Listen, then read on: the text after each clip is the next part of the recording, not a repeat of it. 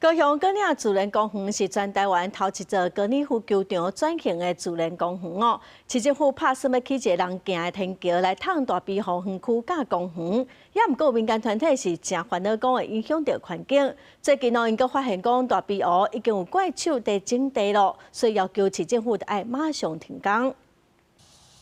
现场只有6个已经发草的土堆，还个挖到沟仔边用山包墩起来规排防护。民间团体发现这共有怪兽伫咧整地，10日到现场抗议，要求赶紧停工。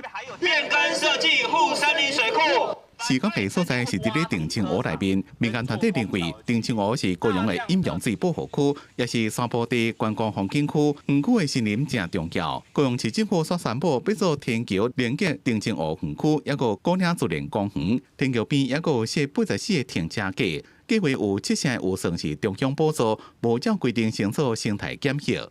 这片森林呢，就是它会做一个大空桥，它会直接 毁掉37棵树，但是它还有所谓旁边的一些施工动线，大概有很多大干会被砍除，可能还会超过30棵以上。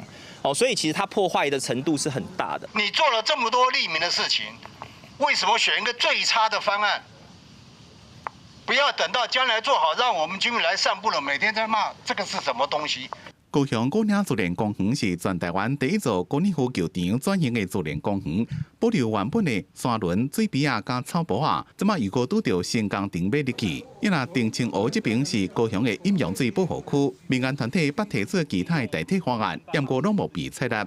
市府是回应讲，天桥是为了要让游客免过车路，增加安全性。代替方案经过评估了，以外也是有车流安全有问题，则无采用。工程会用详细开发范围，若是拄到树仔要煞，也伫咧定青湖园区另外找所在种。记者综合报道。